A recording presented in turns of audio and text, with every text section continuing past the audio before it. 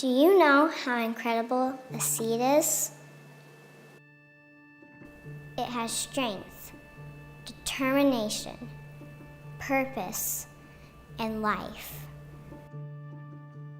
With the help of the sun, soil, and water, a seed can push back the cold, dark ground and against all odds blossom for the world to see.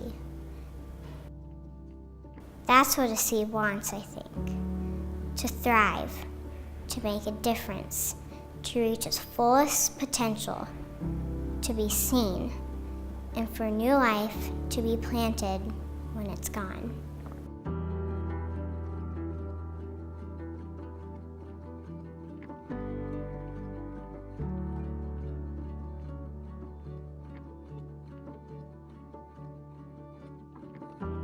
Josh was a fun-loving kid. He was athletic, and he wasn't afraid to stand up to his brothers either. So he was a tough little guy. He was 8.5 when he was diagnosed with this brainstem glioma. He was diagnosed the same night that we took him to the hospital. Within 3 days, he was having a surgery to remove it. They could only operate and, at best, remove 1/3 of it. You hear about all these other types of cancer that people beat and they have chances, and I just couldn't understand why they couldn't. Why couldn't they get all of this out? Why couldn't he have more than a? Well, it's really a 0% chance.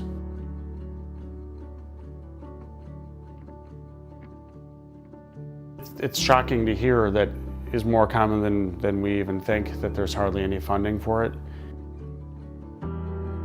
But then we heard about Prayers for Maria, and it was truly a blessing to see an organization that really tied in with something that we love to do while it benefited just tons of families, and really creates a lot of knowledge and puts money towards research, towards a topic that's a pretty gray area where there's not a lot of funding towards. When we run for their running group, which is called Sunflower Striders, we feel like we're just part of a family. There's families that are going to be in the same position we are in that don't know, they feel like they're alone, they don't know anything about this, and they can call me, they can, Zach is the kind of kid that will talk to them. And then just putting, faces and and experiences to this disease is a good thing for people. When everything first happened, I was just 10 years old, and Josh was just 8 years old. And seeing him, fight through an illness that was terminal at the time, it really inspires me just to be a fighter through anything. Or just anything where I feel like I'm gonna give up. I look to him for inspiration. I want to be a fighter like he was. And my dream is to be a neurosurgeon when I grow up, and that really hit me, as soon as my brother passed away.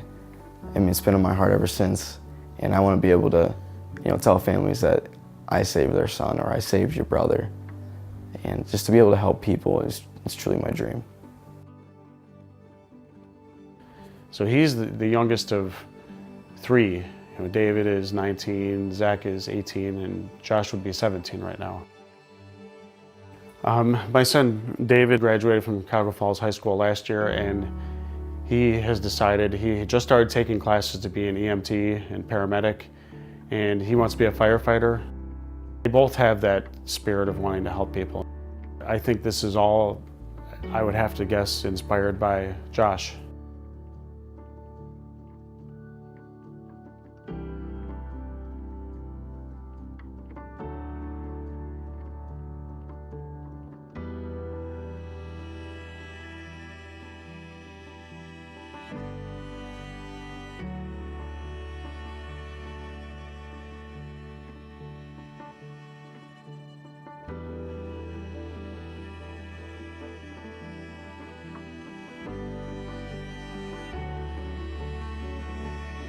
We recently lost our son Brooks to brain tumors about a year ago. He was 6 years old, almost 6 and a half. Brooks, typical active little boy. We had just finished pre-K, so he just had his pre-K graduation. But he just looked off. And then all of a sudden he was sitting right over there and he said, "Mom, did you hear that noise?" And he said, "Oh, my head really hurts." And he pointed. And so Josh and I looked at each other. We said, "Okay, we're going to the ER." An inoperable stage 4 anaplastic astrocytoma, which is often referred to as a GBM. It's a pretty nasty tumor. It can't be removed surgically for where his was. We have no effective treatment options, and there was no cure. We had the neurosurgeon come in that night and basically apologize that we were there and there was nothing they were going to be able to do to cure him, and it's uncurable, and all we can do is try to get him into some radiation and prolong his life. The worst thing you can hear as a parent, so. You know, I could wake up every day and choose to be sad. I've had days that are like that, but I have to wake up every day and choose joy. Being happy and smiling is a form of courage. So now that Brooks has passed, you know, we always had the hope during the fight, but, you know, we still have hope now. We have hope that we'll see him again. We know we will see him again, but we also have hope for a cure. We realized we have to do something about it, and we had to raise awareness and raise funds to bridge that gap, because there has to be the private funding from organizations like Prayers for Maria to help fund the gap, because we're not getting it from the government, and we have to find other ways. In trying to fight for a cure for these high-grade gliomas, that there is no cure, and we don't want other parents to be faced with hearing those words, there is no cure. A young child that was super athletic, they can hardly walk now, and it's horrible. I know Brooks is working through God to help touch us, our lives, and let us know he's still here. I will fight till my last breath to hopefully be able to give parents a cure, so they don't have to hear, "Sorry, there's nothing we can do," except prolong his life.